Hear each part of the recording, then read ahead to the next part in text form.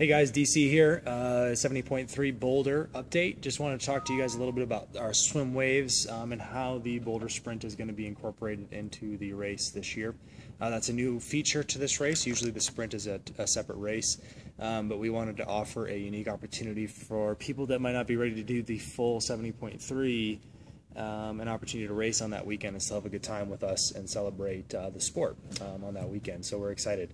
Now that they are both officially sold out as of today, the 70.3 sold out a long time ago.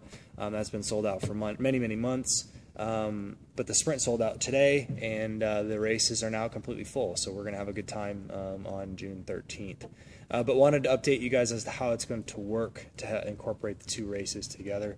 The 70.3 and the Sprint will happen at the exact same day using the exact same transition and the exact same finish lines and things like that. The way it'll work in the morning, everybody will go into transition just like they normally do. Remember that you're all required to bring your bikes in on Friday. You're not allowed to bring your bikes on race morning. Rule number one. There are no exceptions to that except for our professional athletes. So those are the only ones. Do not try to bring your bike on race morning. It is not allowed. The reason we do that is because there's a parking issue, and a lot of you guys, when you have bikes in your vehicles, you do require a lot more space to park because you're opening up your door, you're assembling your bike, and it helps us park more efficiently when your bikes are checked in overnight. It also speeds up morning load-in terms of getting people ready. It just calms everyone down because they've got more time. They're not trying to rush their bikes in.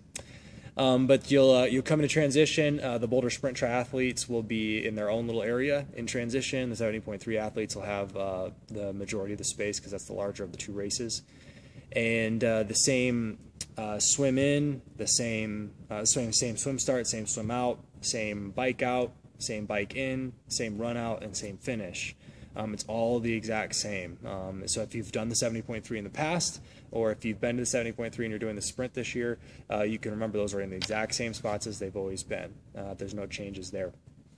For the swim waves, just a real quick synopsis on the swim waves. We're going to send off all the 70.3 athletes first. They're the first, I think it's something a little bit more than 15 waves. The pro men, pro women, and then the age groupers start every 3 minutes. So those are posted online, so check those out.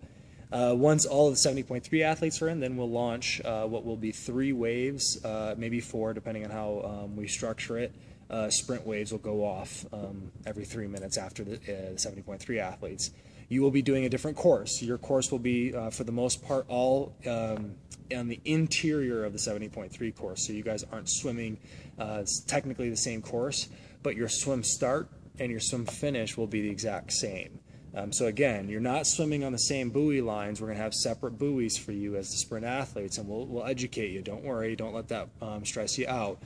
You will just go a slightly different angle from the start as opposed to the 70.3 athletes heading off in a different angle. You're going to go a different angle, head towards another buoy, and your course will be on the inside essentially, and you'll exit at the same location as the 70.3 athletes. There shouldn't be much conflict at all.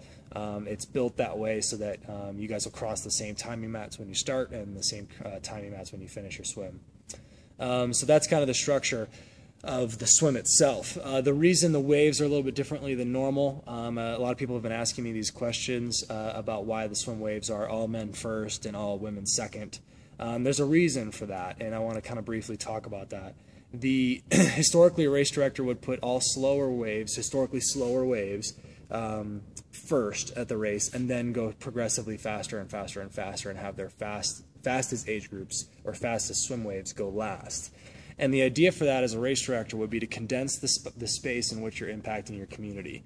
If your fast is catching up with your slow, basically the impact of your race is smaller and smaller and smaller as the faster people are catching the front end of the slower age groupers.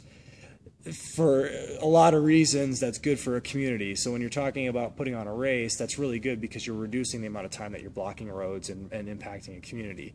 In this area, we don't have that huge need. So that's one of the primary reasons that we're kind of making an adjustment. A second reason to have that format that I previously discussed as a slower to faster format is it gives people that might not be as experienced or might not be as fast as some of the faster age groups a lot of time before specific time cutoffs. So what it does is it essentially sets you up so that there's not that many people getting cut off.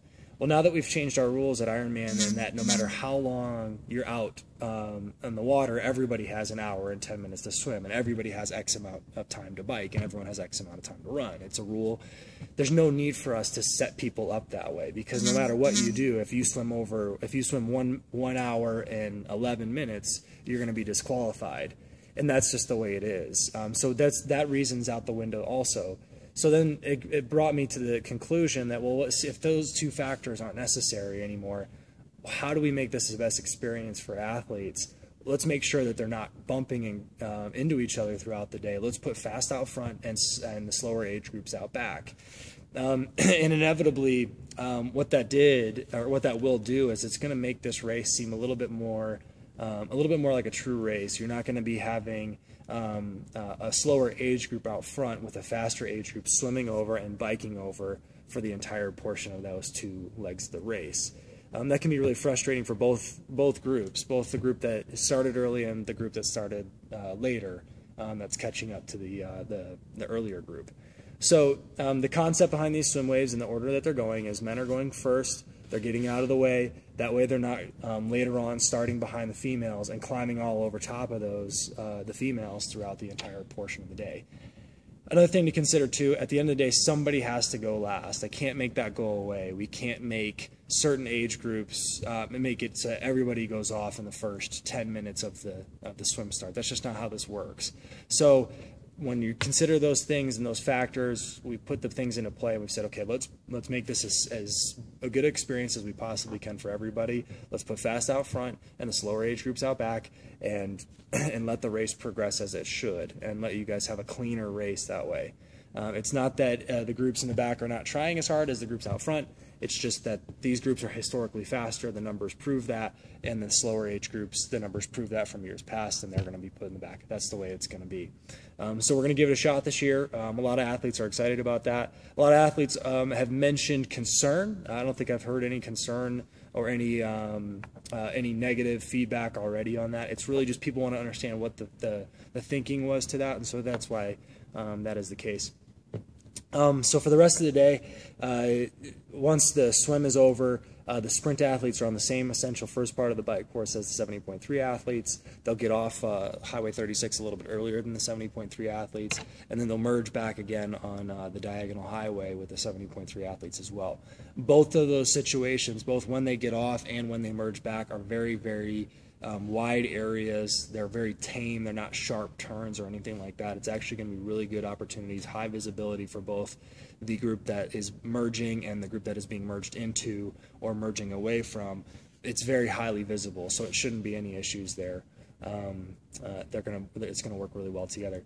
Once they get off of the bike, the sprint athletes will be starting coming across the finish line a little bit faster than the 70.3 athletes, about 50 minutes. And so some of the sprint athletes will be finishing well before our first pro male comes off the 70.3 course completely and finishes there.